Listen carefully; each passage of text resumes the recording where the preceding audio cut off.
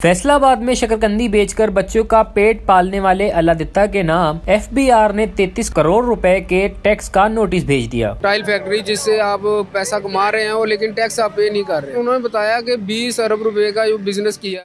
Urdu point की videos देखने के लिए हमारा चैनल सब्सक्राइब कीजिए और बेल के आइकन पर क्लिक कीजिए ताकि आप हमारी तमाम आने वाली वीडियो से बाखबर रह सकें।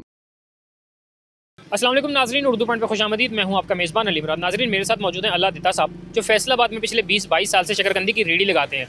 चंद दिन पहले इनको एफबीआर की जानिब से 2 नोटिस मौसूल होते हैं, जिसके उस नोटिस को देखते हुए ये एफबीआर के ऑफिस में जाते हैं तो इनको पता चलता है कि इनके नाम पे बैंक अकाउंट है और उस पर तकरीबन 33 करोड़ रुपये का जो है वो टैक्स जो है वो वाजिबुल अलाद है।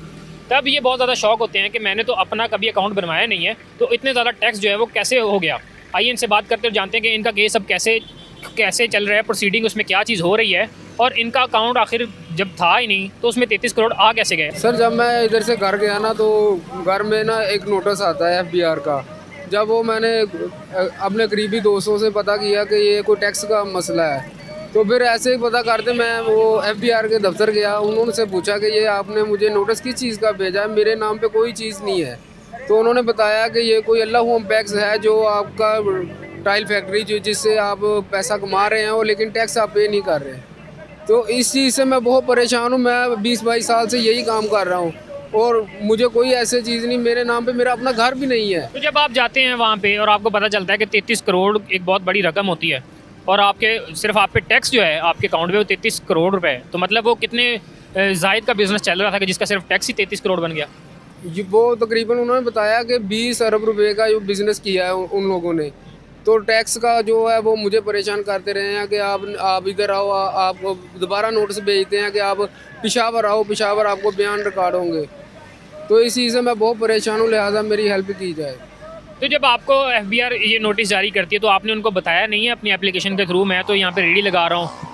जी, मैंने बताया है। 2 चेयरमैन जो एफबीआर है पेशावर, उनको भेजा है, इस्लामाबाद भेजा है अपना ख़त, और सब के पास गया हूँ, एसपी के पास गया हूँ, लेकिन बस ऐसे ही अभी बयान दिए हैं। तो लेकिन मुझे नहीं मालूम है कि उसका क्या बना है, अभी क्या नहीं, अभी केस चल रहा है। देखे आपका अपना कोई अकाउंट है बैंक में? नहीं भाई, अकाउंट भी कोई नहीं है। मेरा अपना घर भी ज़ाती नहीं है, वो भी मैं रेलवे की ज़मीन पे रहता हूँ, वो भी टूटा फूटा है। अगर आप चाहें तो वहाँ भी जाकर देख सकते हैं।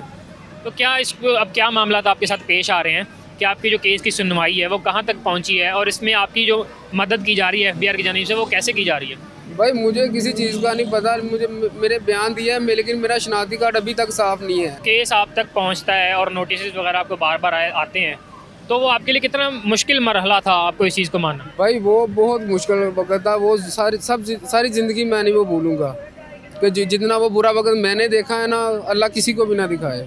आप में से कोई, आपने जब ये रिपोर्ट करने के बाद कोई एफबीआर का ऑफिसर यहाँ पे कोई आया आपका ये दिखने के लिए कि आप यहाँ पे रेडी शेडी लगा रहे हैं? नहीं, जिस दिन मैंने बयान दिए हैं ना उससे एक दिन बाद ना एक ऑफिसर इधर से गुजरता हुआ, उसने मुझे देखा है, मुझे हाय बोला है। मैंने कहा ठीक है सर जी। तो मैंने उनको कहा सर जी आ जाएं आप। उन्होंने कहा नहीं भाई ठीक है।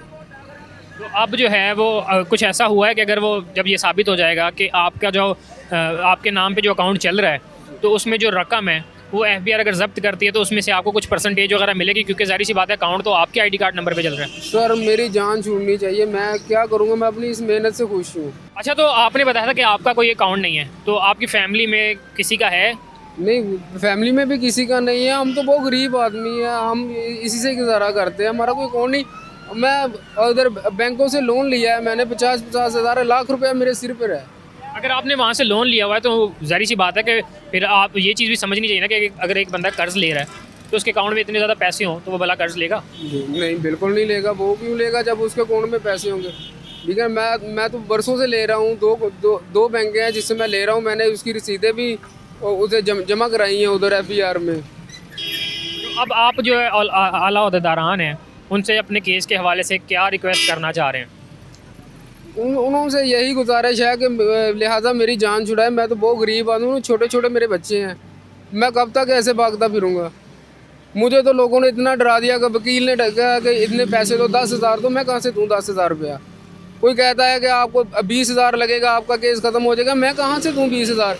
वो पिशावर बुलाते हैं, मैं कहाँ पिशावर जाऊँ, क्योंकि मेरे पास तो किराया नहीं है। मैं तो रोज़ की रोज़ अपने बच्चों का गुजारा करता हूँ। तो जी नाजरीन, ये थे अल्लाह दिता साहब, जिनके नाम पे एक अकाउंट चलता है, इंपोर्ट एक्सपोर्ट की एक कंपनी होती है, और वो जो है इसको रन कर रही है, इनका अकाउंट, और उसमें तकरीबन टैक्स जो है सिर्फ 33 करोड़ रुपये बन जाता है। तो इसी के साथ अपने मेज़बान अली मुराद को दीजिए इजाज़त। अल्लाह निगहबान।